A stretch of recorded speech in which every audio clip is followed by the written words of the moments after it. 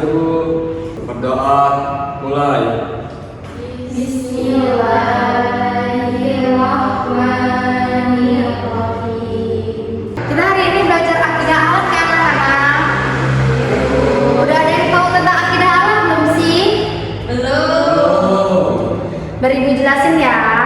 Jadi akidah alat itu berasal dari dua kata, akidah dan ahlak. Apa sih itu yang dimaksud dengan akidah? Yakni aqada yaqidu aqidatan, yang artinya ikatan atau perjanjian. Di surat Al-Maidah ayat 1 sendiri pun akidah dijelaskan, Bismillahirrahmanirrahim, ya ayyuhalladzina amanu afawu bil uqud, wahai orang-orang pemelihara akhlak itu. Jadi di dalam istilah akidah yakni dasar-dasar atau pokok keyakinan yang dipegang oleh orang yang mempercayainya. Baik, selanjutnya anak-anak di materi kedua Bapak akan sampaikan yaitu dasar-dasar akidah. Dasar-dasar akidah itu sendiri adalah Al-Quran dan hadis. Nah, sebagaimana dasar akidah ini itu bersifatnya tauqifi. Dan dasar akidah sendiri itu terdapat pada Quran surat Al-Imran surat ketiga ayat ke-103 yang berbunyi wa'tasimu bihablillahi jami'a, yang artinya dan berpegang teguhlah kamu semua kepada tali agama Allah dan janganlah kamu bercerai-berai, yang dimana tali agama itu adalah dasar hukumnya yaitu adalah Al-Quran dan hadis. Al-Quran itu sendiri adalah dasar hukum pertama agama Islam. Kemudian hadis yang ini kedua ini dasar hukum yang kedua untuk bagi agama Islam itu sendiri. Sebagaimana hadis ini terdapat bahwasannya segala sesuatu perkataan, perbuatan yang disampaikan oleh Nabi Muhammad SAW. Baik, di sini Ibu akan menjelaskan tujuan akidah akhlak.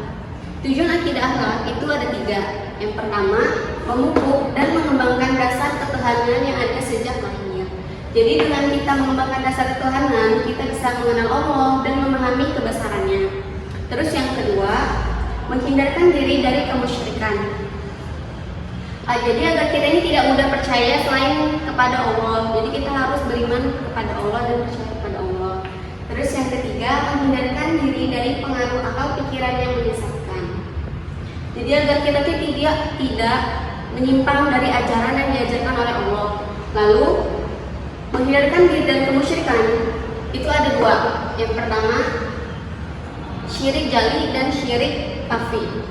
Syirik jali itu secara terang-terangan seperti kita menyembah patung, menyembah berhala. Lalu kalau syirik khafi itu secara tersembunyi. Contohnya, jika kita membuat kebaikan, itu kita ingin dipuji, bukan karena tujuan seseorang mempelajari akidah yang benar adalah agar tidak terjadi penyimpangan dan tersesat dari jalan Allah. Nah, syirik juga terbagi 2. Ada syirik jali dan syirik khafi. Syirik jali syirik itu terbagi 2. Yang pertama syirik jali, yang kedua syirik khafi. Syirik jali itu dilakukan secara sembunyi-sembunyi. Di sini Ibu akan menjelaskan tentang hadis, yaitu hadis imanu wa tatbiqu bil qalbi wa iqraru bil lisani wa amalu bil arkani, yang artinya iman adalah membenarkan dengan hati, mengucapkan dengan lisan, dan dilakukan dengan perbuatan. Yang kedua yaitu Islam. Islam menurut bahasa yaitu Islaman yuslimun islaman. Ada pengertian Islam itu mencakup 5 hal. Yang pertama yaitu mengucap 2 kalimat syahadat, sholat, berpuasa di bulan Ramadan, zakat, dan haji yang bermakna. Terus yang ketiga yaitu ihsan. Ihsan menurut bahasa yaitu ihsana yusinu ihsanan, yang berarti berbuat baik. Sedangkan menurut istilah berbakti kepada Allah yakni berbuat sesuatu yang bermanfaat bagi diri sendiri. Oke, sekarang kita akan bahas tentang hubungan iman, Islam, dan ihsan. Kalau teman-teman tahu, iman, ihsan, dan ihsan itu tidak bisa dipisahkan satu dengan yang lainnya. Karena jika kita mengaku seorang muslim beragama Islam, sebagai muslim maka harus ada 3 unsur pokok, yaitu ada iman, Islam, dan ihsan. Nah, nanti anak-anak semua jika memang mengaku beragama Islam harus mempunyai 3 pokok ini, yaitu iman, Islam, dan ihsan. Selanjutnya adalah ihsan adalah perwujudan dari iman dan Islam seseorang, yaitu ialah adanya iman dan Islam dengan wujud sebagai ihsan dalam diri sendiri.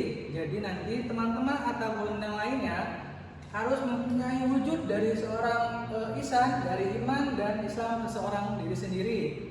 Selanjutnya ialah rukun Islam. Nah, anak-anak kalau mau tahu, kita ini punya rukun Islam tentang melaksanakan beribadah dengan khusyuk, rendah hati, ikhlas, dan menghadirkan hati.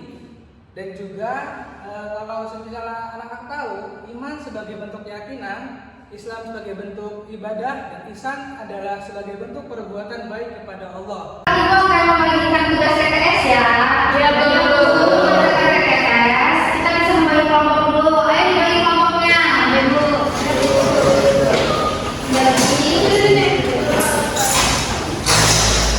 Sudah dapat semua kelompoknya? Sudah. Di sini ada TTS tentang penjelasan materi yang tadi ya dikerjakan. Baik Bu.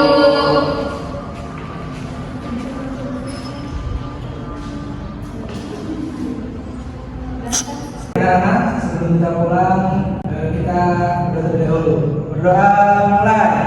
Bismillahirrahmanirrahim. Cukup sekian dari kami akhiri.